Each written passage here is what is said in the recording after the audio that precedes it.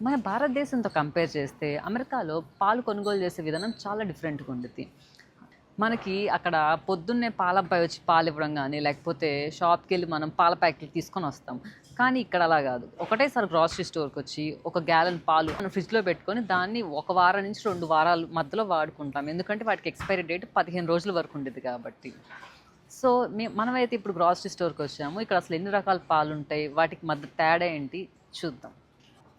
So మనకైతే ఇక్కడ ఆవు పాలు మాత్రమే దొరుకుతాయి, బర్రెపాలు దొరకవు. అండ్ ఇవి వచ్చేసి గ్యాలన్లో కొలుస్తారు, లీటర్లో కొలవరు. అంటే ఒక గ్యాలన్ అంటే ఒక్క డబ్బా అంటే 3.7 లీటర్లు. ఈ రెడ్గా కనిపించేది వచ్చేసి హోల్ మిల్క్, అంటే చిక్కని పాలు. దీంట్లో ఎటువంటి నీళ్లు కలపకుండా ఇస్తారు.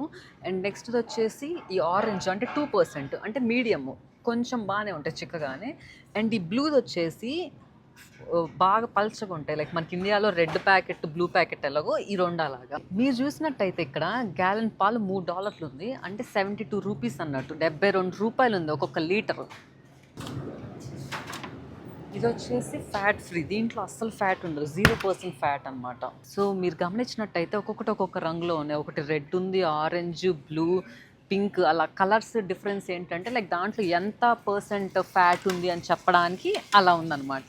సో దీంతో పాటు మనకి ఇంకా లాక్టోస్ ఫ్రీ అని వేరే మిల్క్ ఉండేది. లాక్టోస్ ఫ్రీ అంటే లైక్ ఈ పాలు అరగని వాళ్ళు కొంతమంది ఉంటారు, అలాంటి వాళ్ళ కోసం దాంట్లో లాక్టోస్ నిరగొట్టేసి అమ్ముతారు. ఆ లాక్టోస్ ఫ్రీలో ఎన్ని రకాలు ఉన్నాయి చూడండి. 2% రెడ్యూస్డ్, 1% రెడ్యూస్డ్, ఫ్యాట్ ఫ్రీ. దీంట్లో కూడా మళ్ళీ 4-5 రకాలు పెట్టారు వీళ్ళైతే ఇక్కడ. అండ్ ఇంకొకటి ఏంటంటే ఇప్పుడు కొంతమంది నలుగురు ఉండకపోవచ్చు ఇంట్లో, ఒకవేళ ఒక్క మనిషి ఉండి నాకు ఒక గ్యాలన్ మొత్తం నాకు అవసరం లేదు, 3.5 లీటర్లు చిన్నది కావాలనుకున్నారు అనుకో, హాఫ్ గ్యాలన్ ఉంది ఇక్కడ చూడండి. హాఫ్ గ్యాలన్ అంటే దాంట్లో సగం. అలా కాదు నాకు ఇంత కూడా అవసరం లేదన్నారు అనుకోండి, పావు గ్యాలన్ ఉంటుంది, క్వార్టర్, ఇది తీసుకోవచ్చు.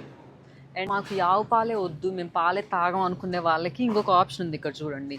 కోకోనట్ పాలు, అంటే కొబ్బరి పాలు, ఆల్మండ్ పాలు, సోయా పాలు, క్యాష్యూ నట్స్తో చేసే పాలు, ఆల్మండ్స్తో వాటిని గ్రైండ్ చేసి దాని నుంచి వచ్చే పాలు ఫిల్టర్ చేస్తే ఇలా కెమికల్స్ యాడ్ చేసి ఇలా డబ్బాలో పెట్టేసి అమ్ముతారు.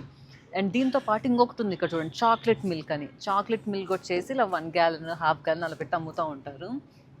ఒక ముఖ్యమైన విషయం ఏంటంటే మనకి ఇండియాలో పచ్చిపాలు అమ్ముతారు, మనం వాటిని తీసుకొచ్చి ఇంట్లో కాగబెట్టుకొని తాగుతాం.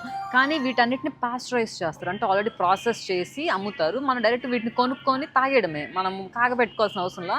బట్ మోస్ట్లీ మనం ఇండియన్స్ అయితే వాటిని మళ్ళీ వేడి చేసుకొని తాగుతాం. బట్ ఇక్కడ తెల్లోళ్ళు అయితే వాటిని చల్లగా ఉన్నప్పుడే తాగేస్తారు. ఈ వీడియో మీకు నచ్చినట్టయితే లైక్ చేయండి. అమెరికాలో మరిన్ని జీవన విధానం వీడియోస్ కోసం మా అకౌంట్ని సబ్స్క్రైబ్ చేయండి. Thank you.